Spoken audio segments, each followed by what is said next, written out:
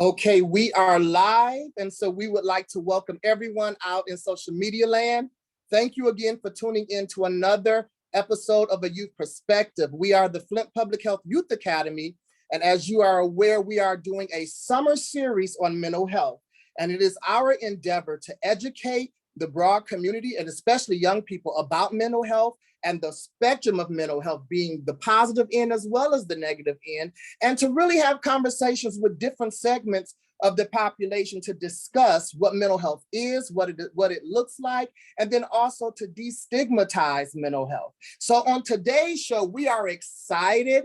We will be discussing mental health with members of the LGBTQ plus community, as well as some of our FPHYA youth interns. Mental health looks like everybody on this screen. Mental health should not be any different than going to get your physical health taken care of or going to get your oral health taken care of. It should be something that everyone does and that everyone makes sure that they are in a good stance with respect to their mental health. So on today, we have some facilitators, Kayla Shannon, Cruz Duhart, and Ashley Young. They have invited some outstanding guests to be on this show. And so we're going to turn it over to Kayla, and then she'll do the introductions and we'll go from there. Thank you for tuning in. And if you haven't already, please like and share this particular show live on your Facebook feed right now, and let everyone know that the Flint Public Health Youth Academy is in the house. Kayla, you're up.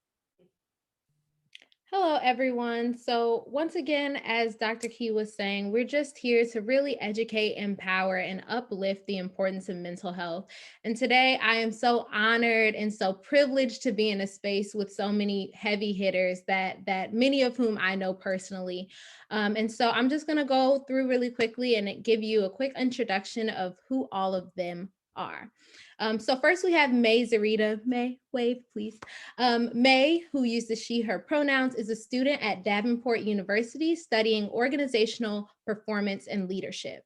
For work, she does freelance graphic design and live stream production. She is also on the board of directors of MOASH, which stands for the Michigan Organization on Adolescent Sexual Health. As a trans woman, she fights for representation of marginalized voices in her local community and other communities when she has the opportunity to speak. Next, we have Brittany Battelle.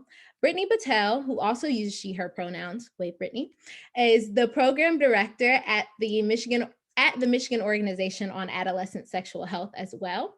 She received her dual master's degree from the University of Michigan's School of Social Work, Interpersonal Practice and Mental Health Concentration, and School of Public Health with a health behavior and in the health behavior and health education program, with additional specializations in gender and sexuality health and health communications.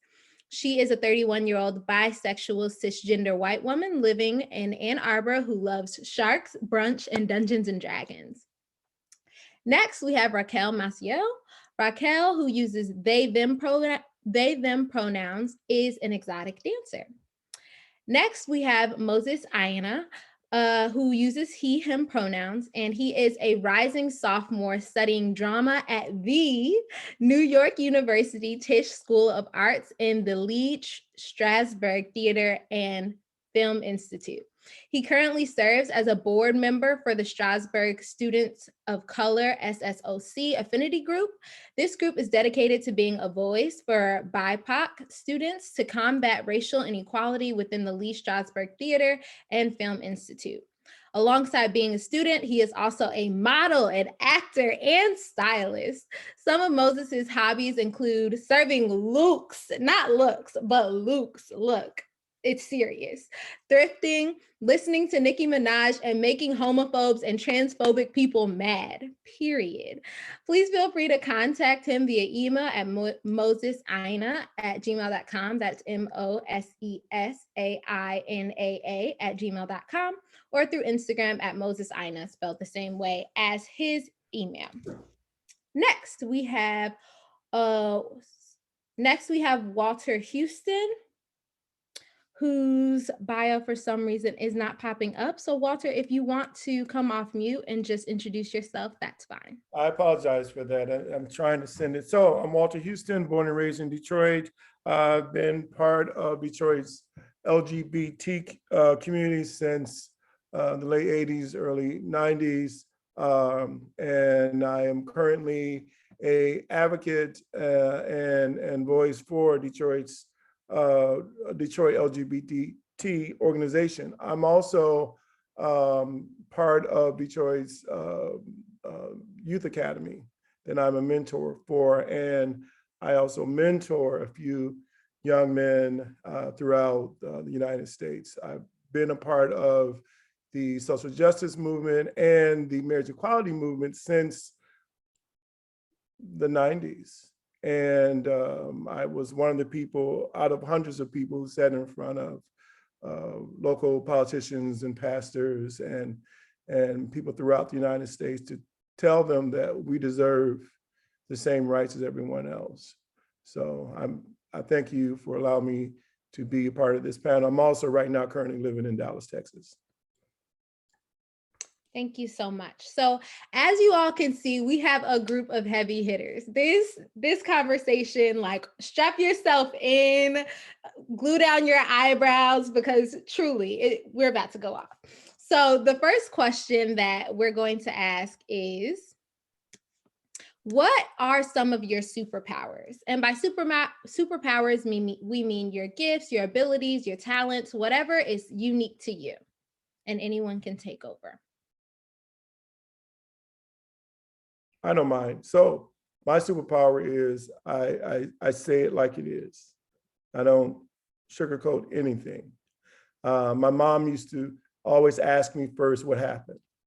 So I say it like it is. Like the old folks say, I meant what I said, you know, and that's just what I do as I navigate through society.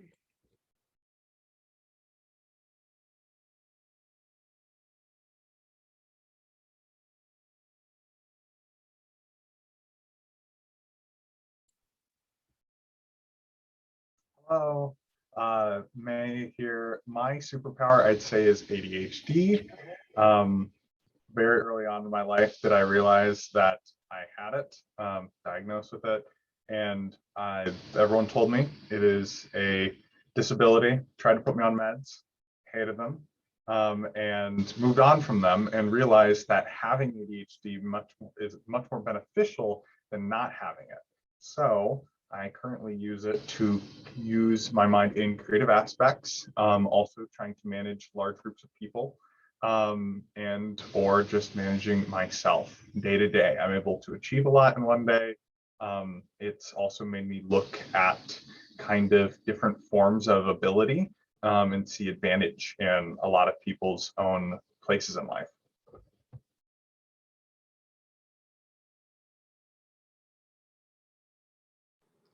My superpower is being able to learn stuff quickly and adapt to things quickly. I do move around a lot, and like life is just constantly changing and things are constantly changing. And I'm really, really proud to say that like I've been able to adapt to these changes quite easily. And I think that it's a really, really like beneficial skill that I have.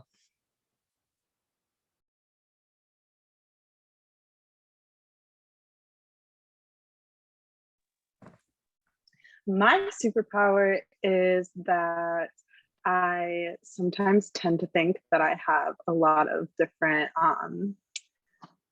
disorders. So I always end up researching a lot about a lot of different things. And although I don't end up always having them, I definitely have learned a lot from researching so much. And it definitely has grown into less of a hypochondriac situation and more of a loving to research situation. So that's great.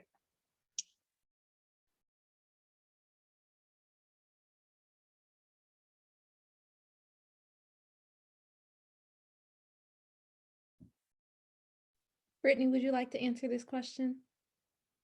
Oh, sure. I guess my superpowers, one, if it can be called a superpower, I just know the best people. I always think like the greatest thing about me is my friends, like people I've managed to like, collect and connect into my life along the way. They're just the coolest. And then I also think, as someone who's been social work trained, I've got a real good poker face. So like, I feel like I get to be the one where people, if they're worried about how folks are going to react and they don't want things blown out of proportion, it's like, I can be the person who holds it until you kind of figure it out for yourself. So keeping up that poker face until I know which way they want to jump. Yeah, honestly, I can like extremely respect that. I've been known to be like a super expressive person, and I can't really hide my face at all. But that like ruins tension sometimes. Um, but we're going to move on to our next question. Our next one is, how do you feel about the idea of coming out? And anyone can just hop right in.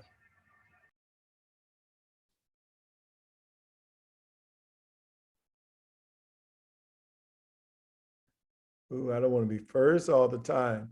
I don't, I have the advantage than most of you folks. I came out many years ago. I am an ex-wife. I also have an ex-husband, but I came out at 28 and had children. And I needed to live freely, and I needed to live full and whole. And I can only describe coming out as being whole. We have to remember our straight counterparts live in their fullness all day, every day, without apology, good, bad, or indifferent. They are who they are. They don't mind saying it. And I learned that lesson. And I've always been that guy. I'm going to live in my fullness. So it's important to come out. Walter, I completely hear what you're saying, and I completely respect that. But I think that we live in like two different generations, and I think whereas your generation, like coming out was sort of a big thing. But I personally think that coming out is dumb. Because again, like you say, that straight people always live in their hole, and they always live as like who they are. And I feel that like by coming out, we are almost in a way insinuating that something is different or wrong with us when nothing really is wrong with us. And I know that this has been said before, but like straight people never quote unquote like come out.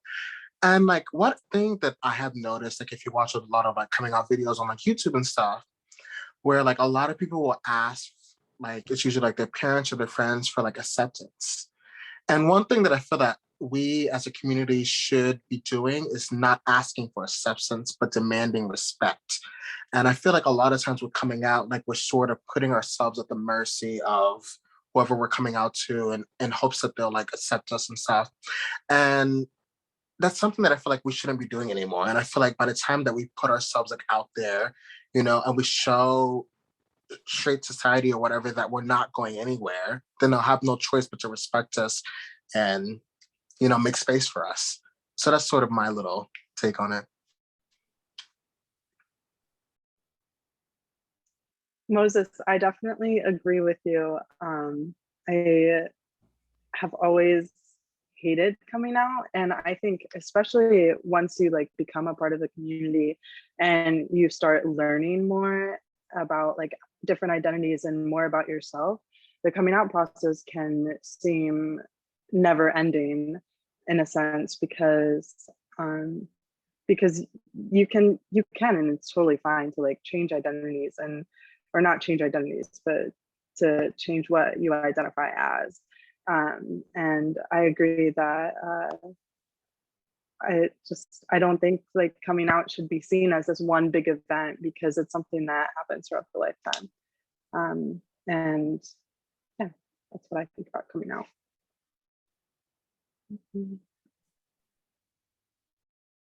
I can kind of elaborate on that. I think when I came out, and when I had no choice, there was no one that was out and gay and proud that looked like me. No one was. And so, and I had an ex-wife and children. So my platform for coming out was I met someone that I loved, I wanted to be with openly. And I felt that I need to say, hey, so this is who I am, this is who I love, and this is what we're gonna do. Now, some jumped on board right away, some didn't. And that was on them, it wasn't on me. You know, as a matter of fact, my life went forward.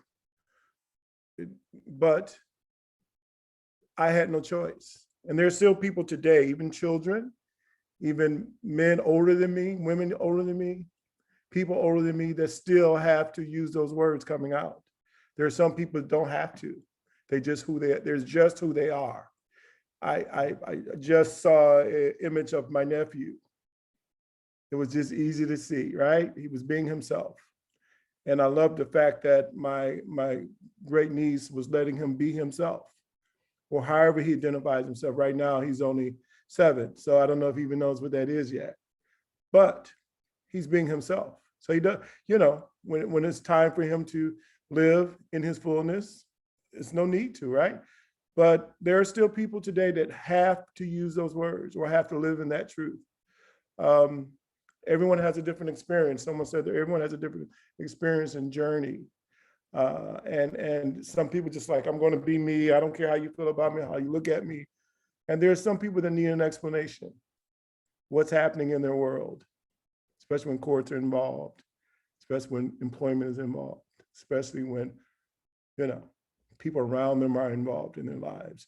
So that's just my experience, and everyone has their own. And I think we have different levels. And you said it right. We all, it's antiquated. I hope it'll be antiquated one day. We all don't have to do that. But at this moment, we have different levels of what that looks like. And so we have to respect people where they are when it comes to that. You know, there are people, there's my 7-year-old nephew that I know will never have to use those words. And there are 80-year-old people that have to use those words. So such is life. Walter, I appreciate you.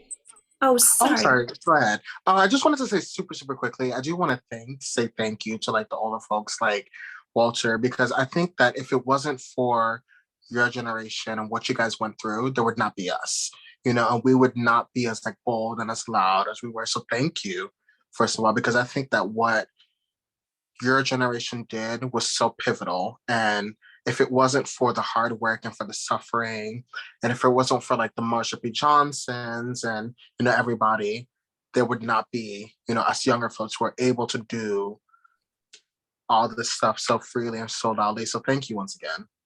Thank you. Thank you. I have to say, I remember when Angela Davis came out, I was, ooh, you know, we could live, you know, but yeah. I empathize with a small portion of your story. My coming out experience was stolen from me, kind of by my own family, as a lot of queer people get to experience is that they just don't get to have this beautiful butterfly moment. And coming into my, I guess, adulthood, I've kind of come to terms. It's like, man, we really sensationalized the like YouTube mom I'm coming out to you story, and like I think I definitely agree with Moses like that we shouldn't have to put ourselves up to a judgment, but coming out as a tool for social change within a community is incredibly valuable. I don't think we're ever going to see a world, or not in my lifetime, where the adversity doesn't exist, where coming out in some regard won't be necessary. So like in my own community, I felt as though me coming out for the trans community in my school like had importance in the way of showing that there was a person that was just like you, that existed within your space. And if you don't have that kind of ceremonial or you don't have that drama added to a coming out, then the story or the knowledge of the person existing might not like be out there. So that's why your experience and experience of anybody who's come out, I think, is so critical, is that you can just see that they exist in such a larger way. I really appreciate this question. Brittany, I saw your wheels turning over there. Yeah, I mean, there's so much to it, right? You ask one question and it brings up all these things about like, how are we defining coming out and things like that. And I resonate so much with a lot of folks. But I feel my personal story, I feel that I had a lot of privilege around how I came out. So I identify now as bisexual. And of course, I've been me since I was little, but that wasn't something that I would label myself as until about like 2 years ago. Um, and I didn't need to, right? Because it wasn't, all of my partners that I had were male. And so, you know, right, I was just fit into the default, right? And we've got the default with is cisgender heterosexual. And I didn't experience a lot of the kind of discrimination and prejudice that goes along with that because I was partnered with male folks.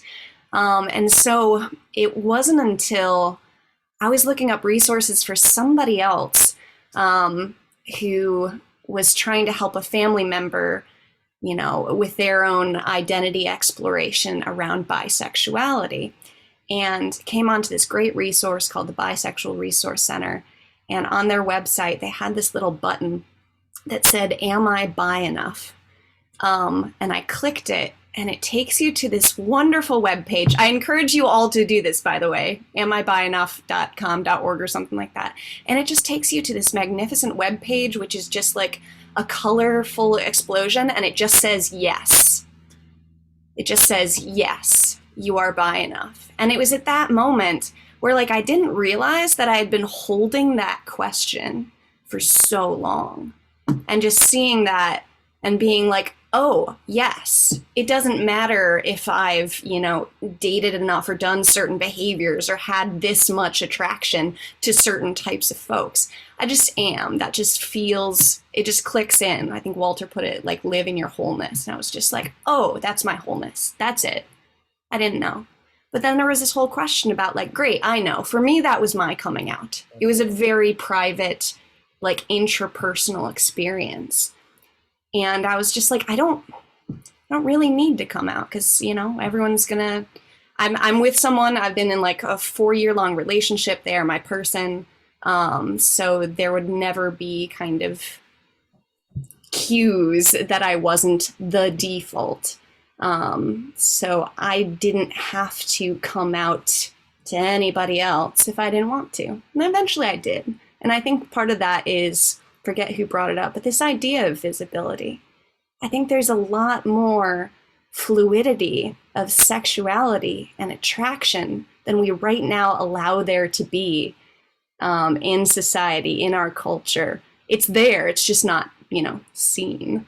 And I wanted to be a part of that visibility in the hopes that, you know, it's one cog in a worthwhile machine to make that more socially acceptable.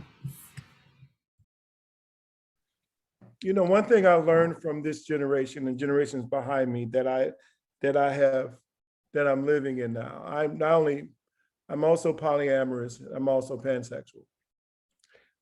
Took years to get to this space. I've had marriages. I want to say I've been married 3 times. I have 2 ex-husbands and ex-wife. I can get them, but I can't keep them. But I have had poly relationships in my marriages, and I enjoy them. And also because I could not identify as bisexual, I identify as gay because identifying as a male and Black male, being bisexual is still taboo in our culture. It still is. Women can be bisexual all day, every day, and can jump back and forward, or can just say I'm straight, but I also enjoy having sex with women. You know, men, especially Black men, cannot. So being pansexual, especially at this point in my life, is very fulfilling, very fulfilling. I love the fact that someone could be identify as gay, lesbian, trans. For me, you know, it's a relationship. We have a good time. It's loving. I can be that now. I learned this from the generations behind me of how free and how fluid you all are because of that. It took a lot of years to get to this space to be that, but it's nothing like it. It's nothing like it. You know, I'm still not open about my pansexual part, but my poly part, I'm very open about that part. So, you know.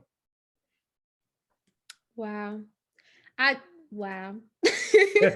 I just, and this is the exact reason that we proposed this question, because we, in trying to figure out what to talk about, it was almost an immediate thought, because there is this intergenerational difference, right? And there is also this intercommunity difference, just depending upon what your experiences have been and who you were raised by and who you were raised around, and even what your identity markers are. Like, Walter, you spoke about the fact that it was so important for you as a Black male to be visible. And Moses, I've had conversations with you where you've spoken about why it's so important for you to show up and to be bold and to live in your fullness with your hair, with your nails, but to also be like, yes, I am a king. And that's what it is, right? And so I think it's, I just, wow, that's all. And with that, if no one has any other thoughts on that question, we can move forward. Okay. So our next question, and this is sort of like a follow-up, is, do you think that there is a societal expectation for members of the LGBTQ plus community to come out?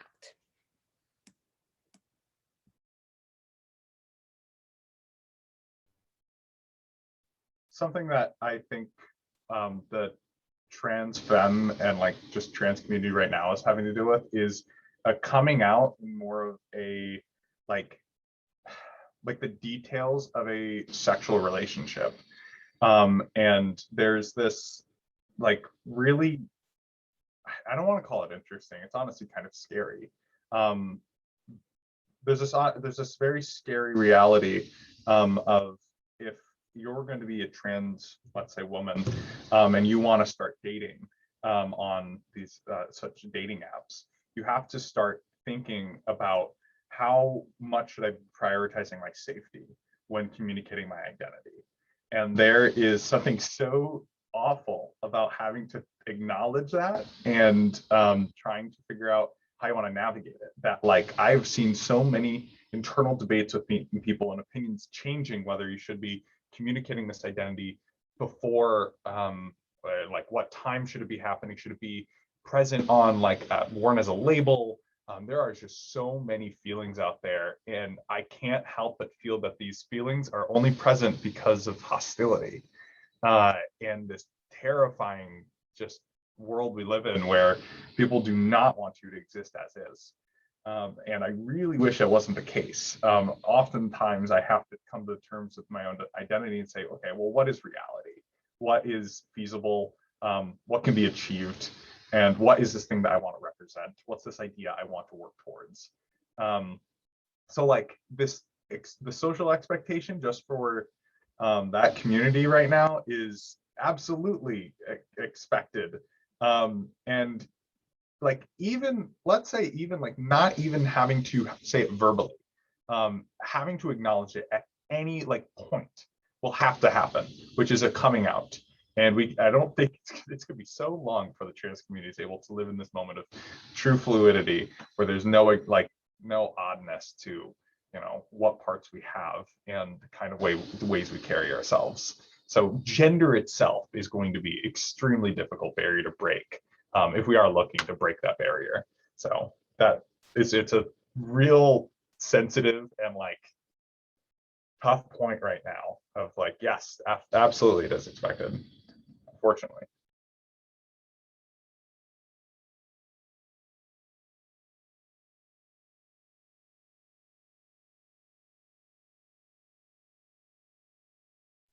I do want to say that you all don't have to feel the need to answer every question. So if you feel like you've already stated your thoughts, or Moses, go ahead. Yeah, I do want to bounce off on what May had just said. I completely agree with what she just said, especially within like trans femme community. I can't tell you the number of people who have been killed just because of the whole, oh, I didn't know that they were trans excuse, and I think that it's sad that like trans women do have to like take the time to like always sort of announce like who they are just out of fear of like, bigotry and stuff like that. And in a perfect world, I feel that the trans community specifically should be able to just do whatever they want because trans women are women, but I think that now I think it is very, very important, at least when it comes to like dating and stuff like that, to at least sort of talk about their identity and whatnot. So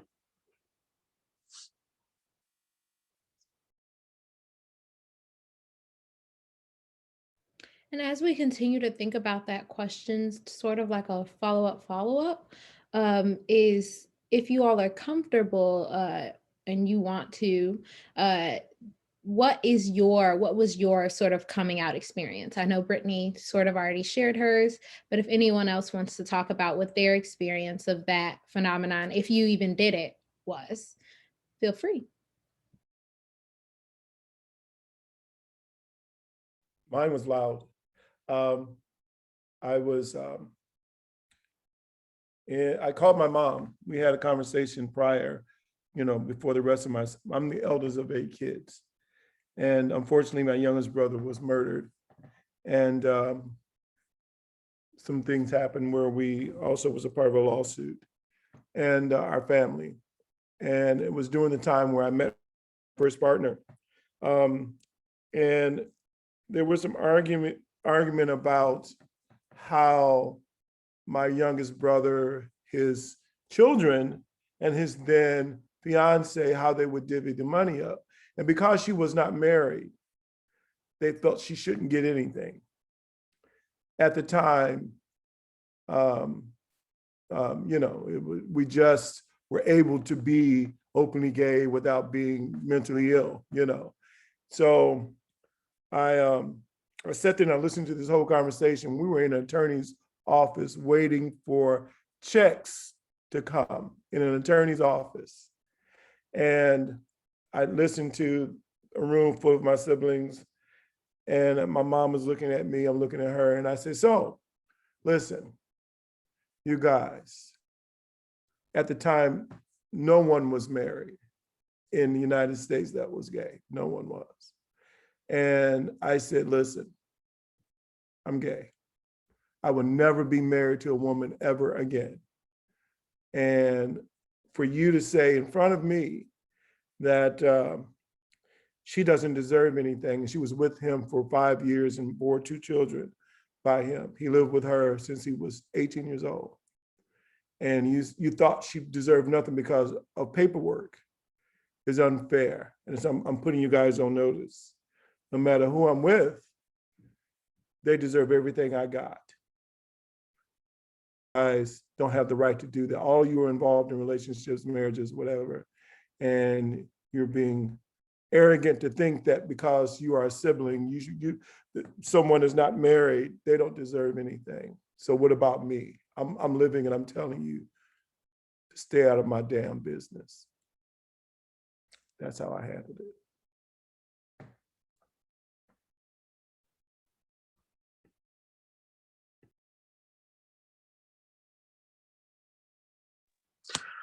I don't think I ever had a specific like, oh, I'm queer moment or whatever. It was just sort of a gradual thing. It all started, I always just knew I was a very, very fabulous person. Just ever since I was like a little boy. I always knew like something was just like special. Something like there was a little sugar in my tank, if you know what I mean. And so, but I just could never like tell what it was. And then in 5th grade, I had told my parents that I had like been sexually abused by a relative, an older relative. And I remember that night, my dad just beat me. He beat me. And the next morning, he sat me down with my mom, and they basically essentially just said that I was lying, and that like I'm gay, and that like if I ever choose to live this like homosexual lifestyle or whatever, that they would like disown me, and that like what who I was like an abomination. And so I think from that moment on, I realized that like something was different. Something was different. And so years after that, I went to like middle school, like early high school, and I was just so angry at the world, so angry. And I think by the time I like found theater and I just sort of, came into myself, and I realized that like who I was okay, was normal, then that was just sort of how I like blossomed. And there was never really a moment where I was just like, I'm queer. It just sort of happened really, really gradually. I think theater really helped me to like find myself and find who I am. And that's why I'm really grateful for it. And so, yeah.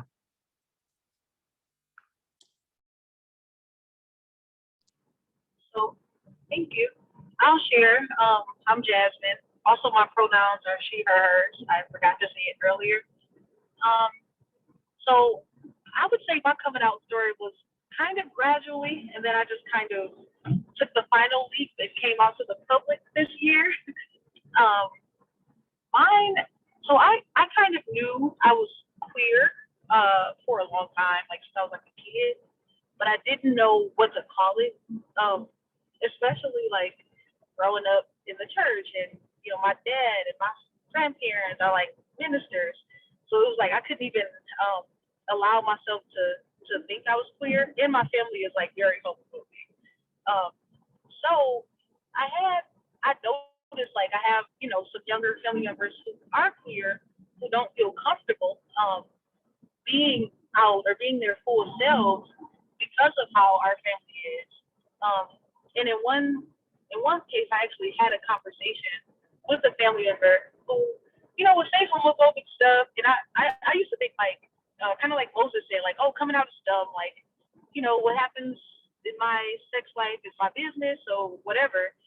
But having that experience of having younger family members not feel like they can be their full selves because of how, family members with more power would treat them, it made me realize like, oh, I should come out. And moving back to Michigan, where I think I would consider it like a little less progressive than in Boston, I also realized like people just casually say homophobic things. And so I wanted like, if people are gonna say it around me, I want them to say it with their chest, And like if you're gonna say something that's gonna, like know who you're around. And so I had that conversation with a family member who then outed me to my parents, which was very awkward because my mom, she's coming around obviously, because we're still family, but she was just like, oh nah, that's not true. So she kind of called me to confirm, like, yeah, you're straight, right? Like I've met ex-boyfriend, and I'm like, nah, girls, like sorry, not completely straight. And then I kind of had that conversation with like the rest of my family, and kind of in a way that was like, if you need to disown me, go ahead. But like, I want to make sure like it's clear, like, hey, I'm queer, and I'm pan, so I could bring anyone home, and that's kind of where we're going. So that's my story. Yeah.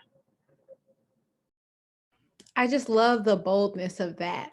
She said, look, this is who I am. And if you need to disown me, that's what you got to do. Like, your business.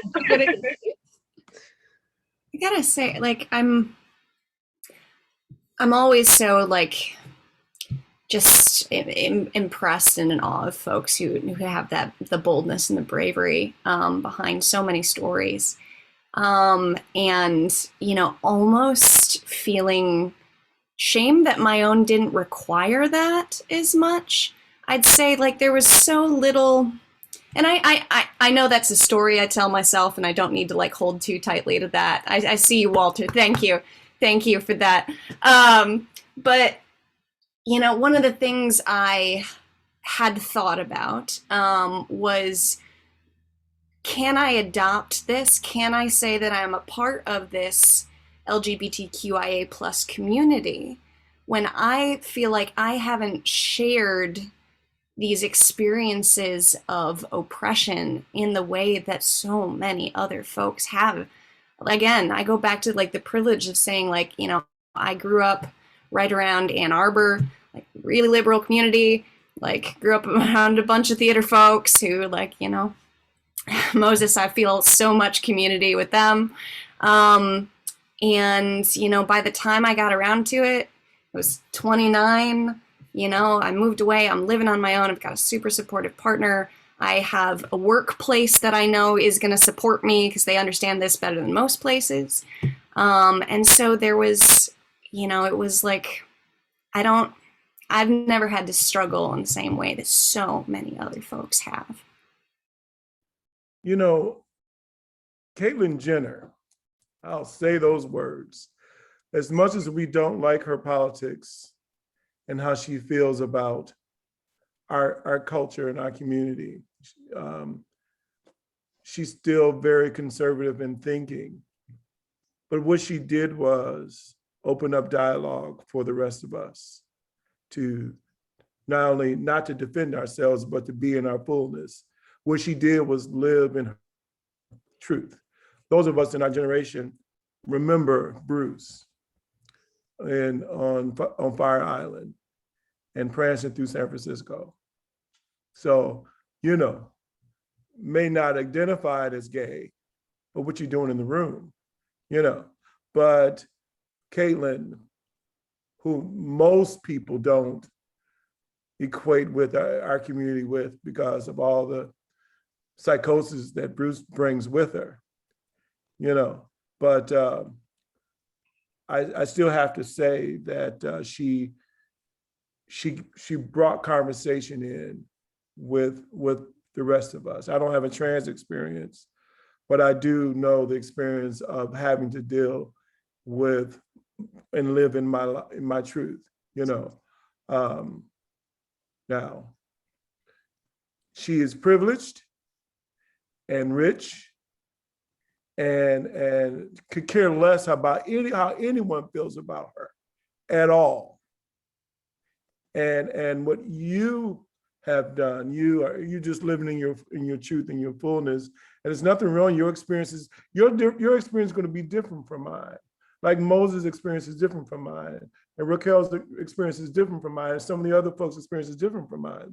We all have our stories, you know. I know that May has a different experience than we have, you know, but it is who we are.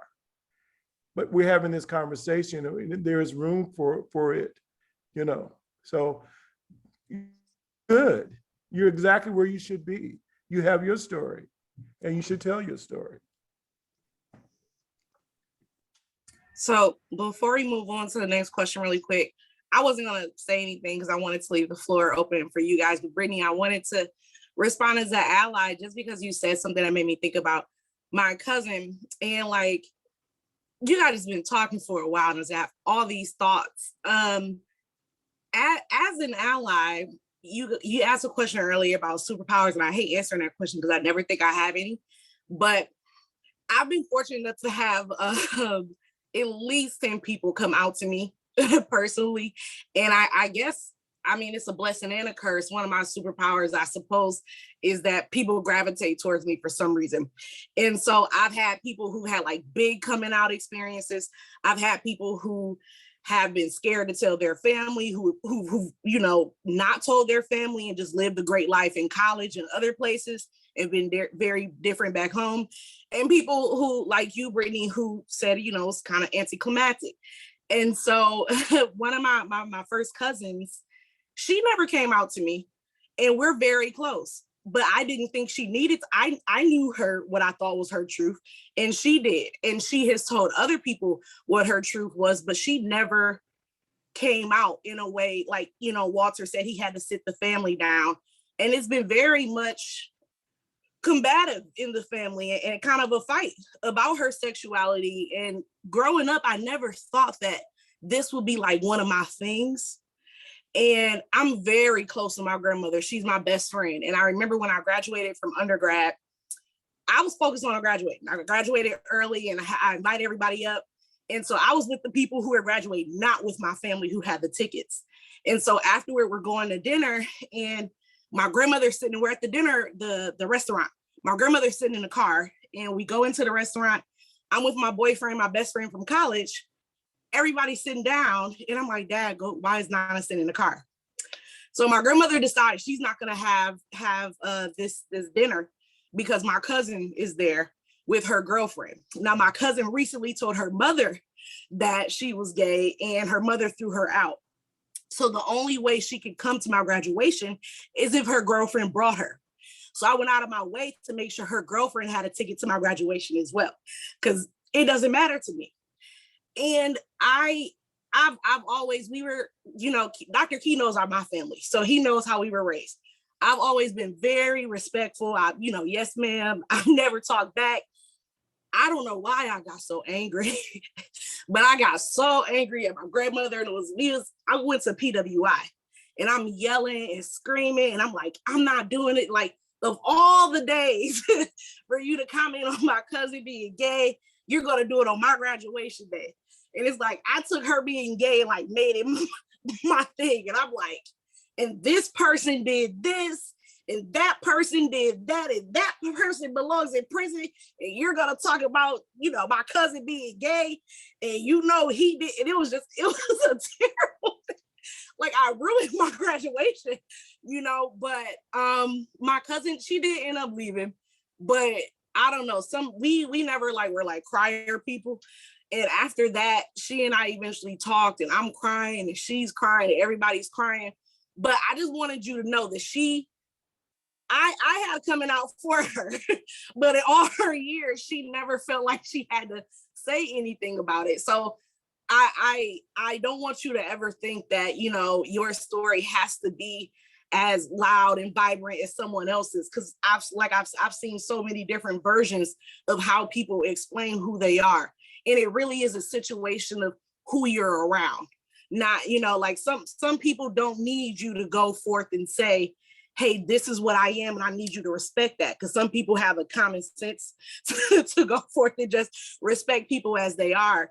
I do employment and labor law. And so that's one of the things that we do deal with a lot at work, is people having issues because of their race, their sexuality, and stuff like that. And so I see that a lot. So I just wanted to make sure that you knew that you don't have to be ashamed about the way, yours came to be. So I'm gonna take a moment if anyone wants to answer this question, but if not, we're gonna move on. Cool. So our next question is, in your opinion, what are some of the mental health barriers that society has created for members of the LGBTQ plus community? And then our follow-up for that is, what personal experience have you had with those barriers?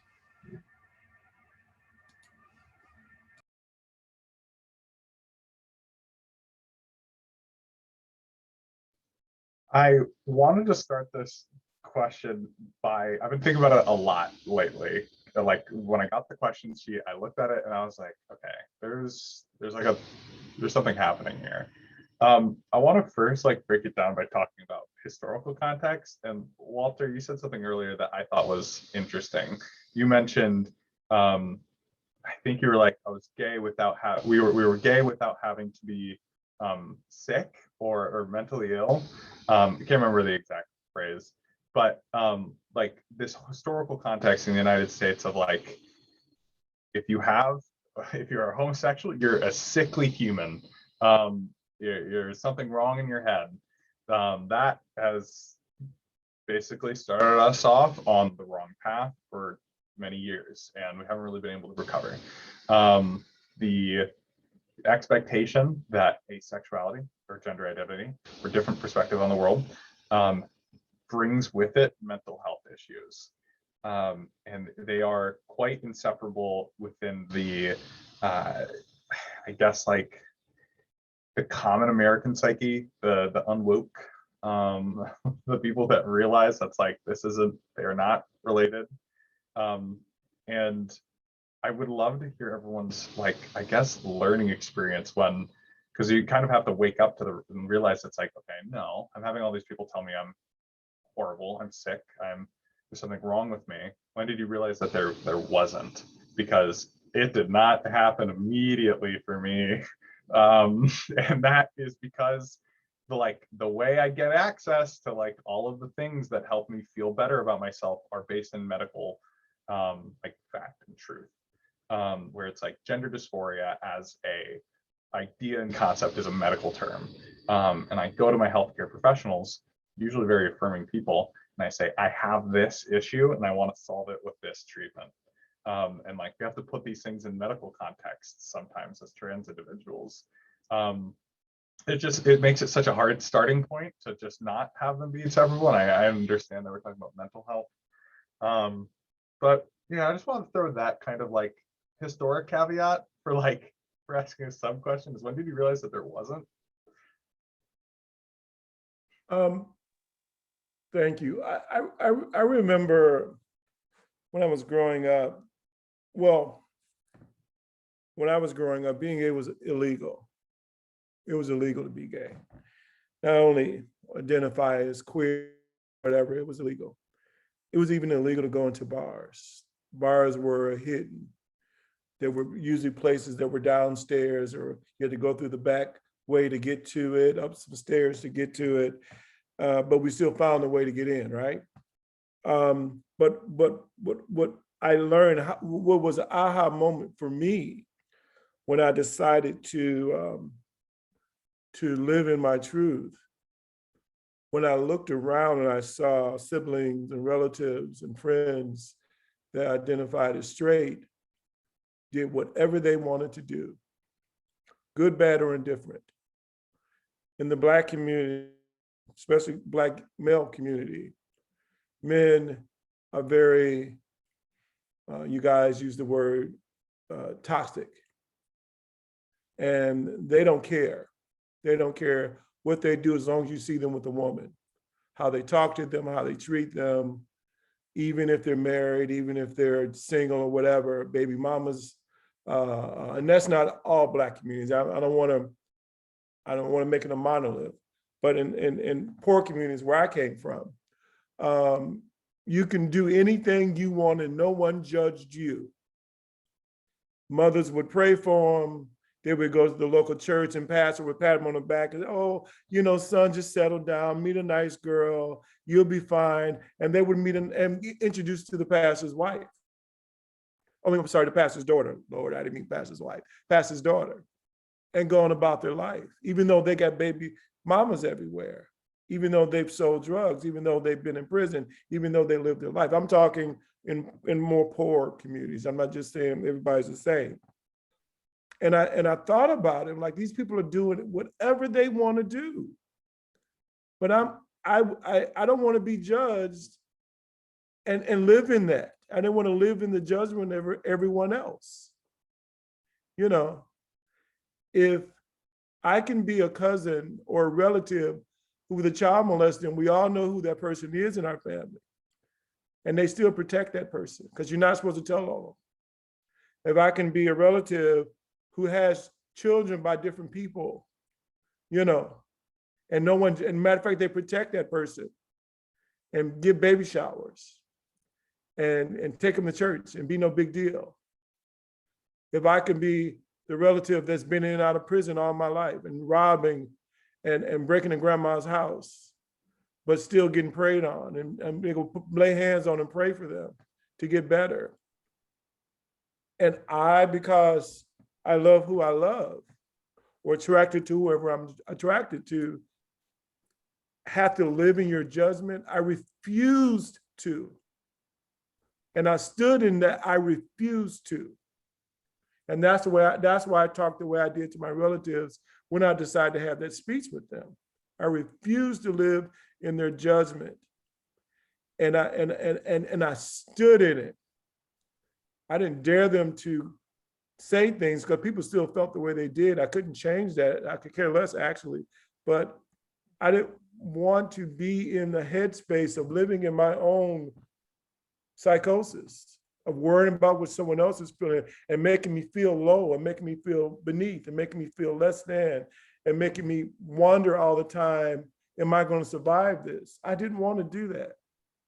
And maybe it's because of a lot of factors. I'm an older brother of 8 kids, and we had some bad things going on in our home, the whole deal, and I had to step up. But I was not going to live in someone else's judgment, and I just stood in it and did not care. That's how I got through it. I see your wheels turning as well, Raquel. I saw you come off mute for a moment as well. Yeah, I love, Walter, that you mentioned like judgment in the church, because that is definitely something that I experienced as well. I was like raised in a very Christian conservative household, and I saw from a very young age how being gay and being trans was villainized. My mother even equates it to being a pedophile, and just how harmful seeing those examples, or not even examples, but those opinions on queer people was growing up, that creates a lot of horrible internalized homophobia and transphobia that I myself, as a non-binary queer person, had to work through in high school. Yeah, so I think it's very interesting how the church, in my experience, ostracized queer people and people in the queer community, and then on the other hand accepted other sins. And I don't know, I just I think it's very harmful and dangerous to queer people.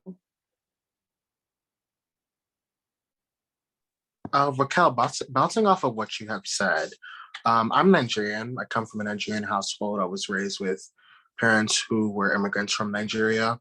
And in that country, and in many other countries in Africa, homosexuality and being a part of the LGBTQIA plus community is illegal. And if you are accused of being a homosexual or a trans person or whatever, you're beaten. You can be jailed for up to 14 years. And in the northern part of Nigeria, which is predominantly Islamic, they'll actually stone you to death. And my dad was a pastor, and we come from a very, very, it was a Christian church, but it was really, really similar to Islam. And then we did a lot of Islamic practices and stuff like that. And of course, homosexuality was always just really, really looked down upon, and it was really hated and stuff like that. And as a result of that, I think similar to your experience, I also struggled, because I had this guy who I was looking up to, who was telling me that who I am was wrong and I was going to hell and that I was just gonna, burn and stuff. But I think I got to a point to where I realized that the church was the problem and not God. I still identify as a Christian till this very, very day, and I am very, very religious. But I realized that the church was the problem and not God, And so by the time I turned 18, I left the church that I grew up in, and I left the church completely. And I said, you know what? I want to build this relationship with God and not be a part of this church, because there's a lot of politics. There is a lot of politics in church. And I think once you know the reason why you are in the religion that you're doing, then it makes it so much easier, because you can be queer and religious as well. And so I think that was a really interesting thing. And I think that once I realized that God loves me, sin or not, I'm still loved by whoever, then I think it made it a lot easier for me to just be at ease, I'm just so glad you said that. And I'm just so glad that you were able to recognize that dichotomy or separation. Because as an ally and as a Christian, it is so bothersome to me to see Christians who prescribe to a religion founded on love be so hateful, so full of hate, so just, and to spew hate, and to call that love, and to call condemnation an expression of God or Jesus's interest for their children. And it's just so opposite of literally the exact words of the Bible. Like, and it'll be the exact people who it'll be the people who sin the most who will point out like throwing stones in glass houses. And so I just think it's very important when we have these conversations, or I do my best to uplift the fact that, as you said, Moses, like that is not God. God and the purpose of religion as a whole is to be a guide for how to love and how to live life in love. And so although I recognize that I can't speak on behalf of the entire Christian community, I still just feel the need to apologize and to advocate and to be clear about the fact that there is no God without love. And if anything that a person says or does contradicts love or in some way undermines love, then it's not God. And they can't, there is a distinguish there. Does anyone else want to comment on that question before we move forward? I was just gonna add really quick that my dad calls them us New Age Christians. My dad is also a pastor, and my grandmother is very, very religious. And it's funny that you had the conversation that you did, Walter, because when we got to a point where my cousin, was out and everybody knew, and that's just where we stood. It's unfortunate for friends of mine I know who aren't able to still have a relationship with their families, but I was very proud of my cousin for standing up for herself and saying, like, y'all not about to I'm here. Y'all not about to isolate me. I'm coming to family dinner. And we've been to family dinners. We know how petty we get. And so when, Uncle Junior would say, oh, you still with that butch girl, my cousin's response would be, you still on probation? Like, or like, you still living rent free? Or you, like, it's just, and I'm very proud of her for being able to stand up for herself, because it's like exactly what you said. The people who sin the most are those who do it. And we've talked about, we all had that one family member who has done things that we all know they deserve to be in prison for. So if they can get excused for that, if you think I'm going to hell for being gay, that's cool, but you're going to excuse me for it too and pass me the cornbread. And I've been very proud of her for being able to do that. And so it's gotten to the point, some of my relatives might say that's disrespectful, but you know what? They don't ask no more questions. Once you start putting people out there, are you still touching kids? You know what I'm saying? Like, you still stealing money? They don't want to ask no more questions then about her sexuality. And so I'm happy that that's where we're at now. So I'm not gonna be able to change my 87-year-old grandmother, but my cousin will be around as much as she wants for the holidays, and the rest of my cousins are gonna be by her side, whatever happens. So beautiful. So just to move forward in lighter, on lighter terms, our next question is, there's two, it's sort of a twofer. How have LGBTQ plus communities helped you build positive self-care or mental health habits? And then also, what are some of just the general joys you've experienced as a member of the LGBTQ plus community? And this is my favorite. I'm super excited to hear all about. Go ahead, Moses. I think I want to answer the second question first. I think, because I currently live in New York City right now, and before I experienced my first Pride, I was one of those people who was just like, yeah, Pride is dumb. Like, straight people don't have a Pride. Like, we don't need Pride. Like, we should just do what we want to do and not, have to have this whole big celebration about it. But like something in my heart told me to just go to Pride like this past month. And so I went, and I remember just like walking on the street and just feeling the love, just on the street, just feeling the love and the support, and just seeing it radiate on the street. And I think that that was so beautiful, and I just was so happy. And like I remember thinking back, like, yo, like, why did I even think like that in the first place? Like, pride is so relevant.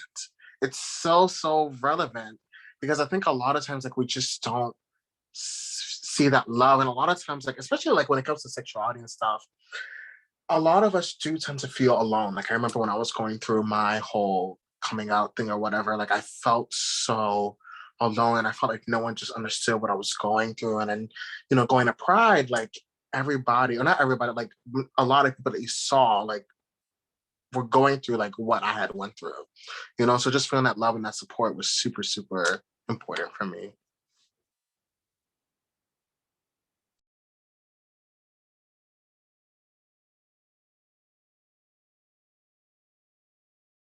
Okay, big mouth old man. So I'm proud to say that being from Detroit, Detroit is 83% African American, 83%. Imagine that number. And so there've been prides for years throughout the United States, but being that Detroit is blackity black. We are the second pride in the United States, but Detroit's Black Gay Pride is the oldest still, 26 years. I was a part of that movement from the very beginning. I started by volunteering to ending by putting it together. And even today, even though I'm in Dallas, I am still a part of Detroit's Pride and what happens with it, and navigating with the executive director and his staff what that should look like. And to see how we were afraid to meet at Palmer Park in Detroit, thinking we were gonna be picketed or rioted or whatever, church members are gonna show up. Detroit has one of the largest Black Christian gospel communities in the United States, and they were anti-gay, anti-this, especially in the Black city. We did it, and 26 years later, we're still here. I saw it evolve from mostly Black gay men to everybody showing up, being themselves, and people showing up just to be in the space.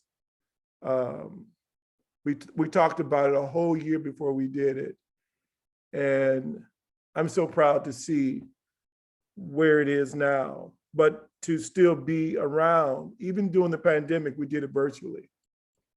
We couldn't do it, in the open, so we did it virtually. We couldn't go back in Palmer Park. Even this year, we didn't do it back in Palmer Park, but we still had celebration. And to know that it's still there. But what we did was, we were about advocacy, social justice, health, well-being, spirituality, and then if there were parties, there were parties. Most prides now are about the parties, and they're ran by event planners and bars. We still are social justice, advocacy, spirituality, and if someone wants to give a party, that's fine too. But I'm proud to be a part of that movement, and to see now throughout the United States, especially in Black and Latino and Brown spaces, where they're able to be in spaces freely and openly. To see our trans brothers and sisters being in spaces where they had no place to go. That was so important. Or queer identifying people having a place to go. Most Black and Brown pride spaces said, come on in. You have to remember, Stonewall was started by Black and Brown folks, and they were trans. We forgot that. Everyone else took over afterwards and claimed it. but they were trans, Black and brown. And so to see that legacy continue and go on from city to city, state to state, the way it has been, I'm so proud to see that. You guys rock. You guys rock. I'm so proud. My heart is huge. I was able to take my then children when they were pre-teens to a Pride event. You must remember they were little bitty kids when we divorced, their mom and I divorced. So they were only remember gay dad. I was able to take my kids to a Pride event. And now that they're adults in their 30s and have children and want to go and take their kids to a Pride event, you have no idea how that makes me feel.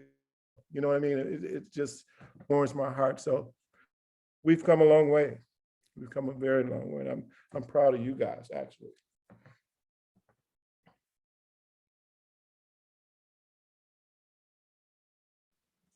Anyone else, please flood us with your joyful memories. One of the most joyful things to me about being queer is that one of my siblings is also queer. So coming out to them and them coming out to me and being able to have this solidarity in our family, especially, was just so, it's almost a joke to like all of our friends, because they're like, how is your like super conservative parents like stuck like with you two super queer people?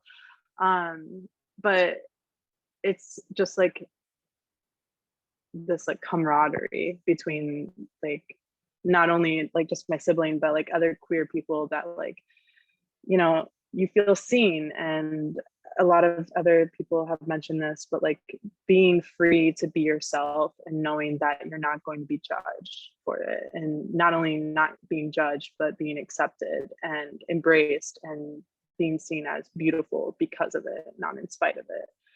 That's like one of the greatest joys in being in the queer community.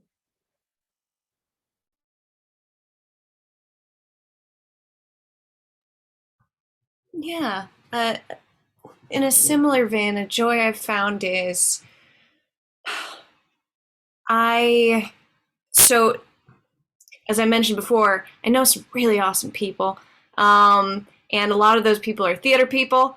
They're just a beautiful bundle of misfits. I feel like a lot of times end up gravitating towards theater because it's a great space, right? It's a great space for people who are looking for opportunities to explore different ways to express themselves, who are brave and vulnerable and put themselves out there, or who just want to like escape into like a different person for a while. I think that's also maybe why you see this trend going on. But anyway, so that was me. And so a lot of where I find community most often in my life is through friends I've made through theater.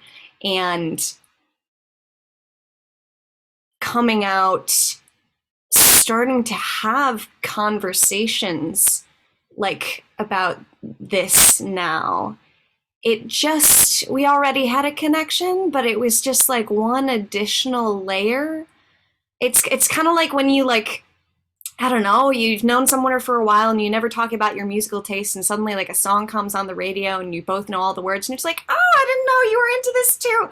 And it's just, you know, it keeps building. And I feel like, you know, me coming out kind of being like, okay, this label feels right for now. Maybe, and I can change that as I want, but for now, like this feels right. And I've loosened my grip on trying to wonder about it and just say like, yep, I'm taking this for me. And having those conversations when we get together and hearing how that was, you know, again, me too. I didn't know that, but like similar experiences. It's just one more deepened layer of connection. And that's been really lovely to be able to be a part of that conversation, to spark that conversation at times. Yeah.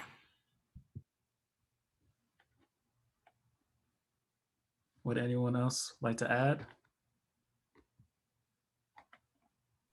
Oh yeah. So Oh, sorry. Cruz is going to ask this last question, and I'm going to ask that we all keep our responses to like 1 or 2 minutes. We're getting close on time. But still like try to give the most full answer that you can in 1 to 2 minutes. No pressure. So a lot of what I've heard is that that support system is really helpful. And I've also heard that, you know, it's not necessarily, it has to be it's your family, but it can be also that family that you kind of chose, like those friends that became important to your life. And I think that's like really useful to like everyone. That support system is always important when you're combating any sort of mental issues that you might be facing.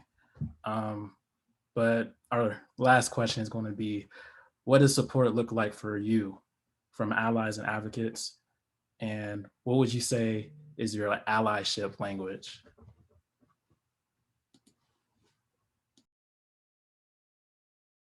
Oh, and for some context for that last part, it's kind of like a spin on like your love language type thing. Yeah.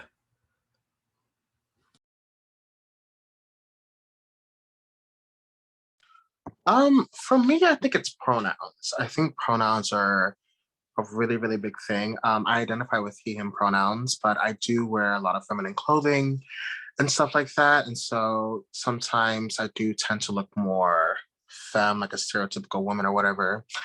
And some people, and especially like, are still able to like clock, you know, that I am like a cis man. And so they will intentionally address me with he, him pronouns, you know, and even though I do address myself and I do identify with he, him pronouns, I still see it as disrespectful because you do have like trans women who are actually identifying with like she, her pronouns or whatever, you know, and I still see that it's disrespectful towards them. And so I think for me, for someone like who doesn't know me and they're like addressing me for the first time and they say like she, her, I actually see that as a sign of respect because you do have like trans women who don't quote unquote like pass, you know, or whatever. And I see it as respectful that they are at least taking the time to, you know, get that respect. And so that's just my little thing.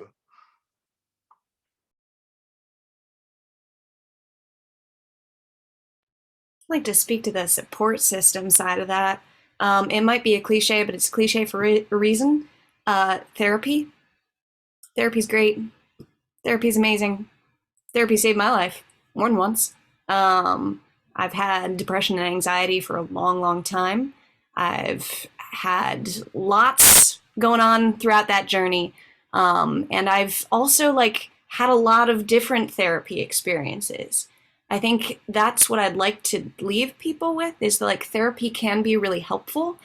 It's a journey like anything else, and it's a process to find a kind of therapy and a therapist who works for you.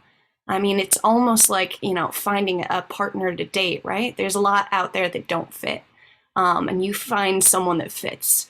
And of course, that's a hard process because usually you're already pretty tapped for capacity. But you know, rally the troops. You know, lean on supports to help you find somebody. Because being able to talk to someone, being someone who clicks with you, who helps you see patterns, you know, helps you with coping strategies, it is so very, very valuable. So you know, please seek that out and seek it out now, you know, like don't wait, like, do I need this yet again? In the same way where I was just like, am I bi enough? I would wonder like, am I depressed enough? Am I anxious enough to like seek out these support systems? And it's just like, now if you're in distress, go start now. Love yourself that much, you know?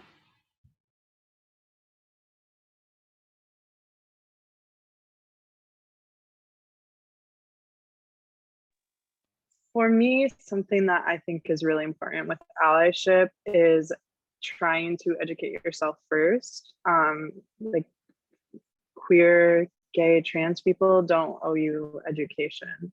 And that can be very exhausting for us, especially like to hear kind of like your life story be talked as like a conversation point. It's like very insensitive. So I always encourage people like Google is free. Google's great. Somebody just said it in our chat, but yeah, and not only Google, but like research books and podcasts, you know, awesome, amazing people on Instagram even that you can follow that are sharing their lived experiences. So you don't necessarily have to do so much emotional taxing on the queer people in your life. I want to comment on the allyship language. I really like that question. But my allyship language is seeing like public policy and use of your privilege and positions to create change, despite the fact that it doesn't personally affect your life. That is true allyship to me. When I can see that you are just, if I see a cis straight white person do something critical for any marginalized community, I see that as wonderful, great example of allyship and using your platform to work for the ones that you, I don't want to say owe nothing to, but you, which you should be serving, the people that it should be being served are being served in ways that are fair and just. So that is my classic way. I've always said public policy is so great. Lately though, I've become like dissuaded by politics and like I need to get back on that push.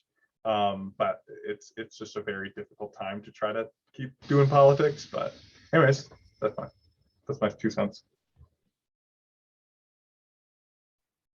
I think being in spaces where it makes sense for you and it gives you the opportunity to have teachable moments for others and for yourself. Today, I'm retired. Today, I had lunch with 4 straight guys that know who I am. And we had I smoke cigars. You can tell by my voice, right? And you know, I met these guys out at a cigar lounge and we had a good time. We since I've been here in Dallas, you know, I have a couple of cigar groups that I belong to. And, you know, we've had those conversations about dating and about being single now. I'm single now, you know, and we have the same conversations and they're straight men. Now they're all over 50, 55, I think is the youngest person in the room. But, you know, we have things in common. And even in employment throughout the years, I was a general manager for hotels and restaurants, and I taught culinary arts and hospitality. I was a chef, all those things. But I had to get to that space to where I'm the boss. But until I got to that space, you know, I made a space where I was always a teachable moment. You know, I'm a hood boy from Detroit, you know, and so when you're in spaces like that, you get challenged.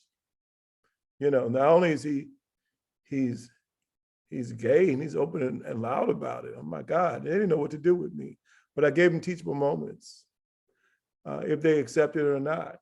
But I surrounded myself with people for most of my life, you know. And I hope, you know, you guys know that everyone is not going to like you, and they're just not going to, and that's okay too.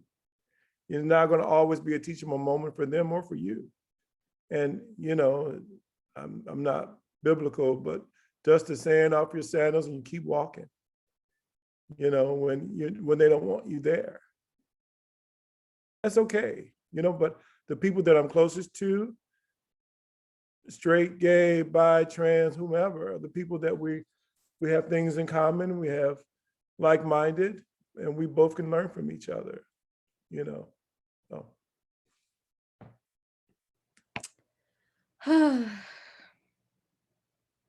Just wow. Wow, wow, wow, wow, wow, wow, wow, wow, wow, wow. I knew in inviting all of you all here that this was going to be wonderful. I told our audience to brace themselves because I knew you all had knowledge to give, and I knew you all were powerful people, and my heart is just so full.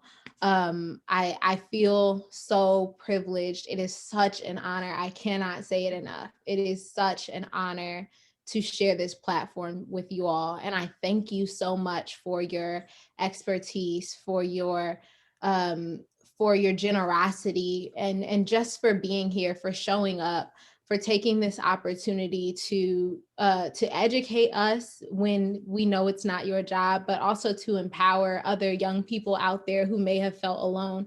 Not even just young people, other young people, old people, in between people, but just to educate and empower all of us. I just am baffled by your wisdom, and so impressed with all of you. So I just want to, in closing, thank you so much, and just uplift the fact that it is so appreciated. And yeah, so with that being said, that's all sort of that we had to ask. And now I'm going to pass it over to Dr. Key to close us out. So thank you, Kayla and Ashley and Cruz, for facilitating this wonderful show. Thank you to our guests. I want to echo Kayla by saying that the sharing of your experiences, the transparency, and the knowledge that you have displayed on today was totally awesome. We thank you again. We again believe in public health, and we believe in social justice and activism and advocacy. And you all have displayed that in so many ways and through so many examples. And so again, we're grateful for this. Again, everyone out there in social media land, this is the Flint Public Health Youth Academy Show a Youth Perspective. Thank you for joining us. Make sure that you again like and share this on your posts, and we have other people repost it and get the word out there. We will continue our summer campaign on mental health for the month of August. Stay tuned. We'll be here every other Friday at 6:30. We'll see you then. Have a good one.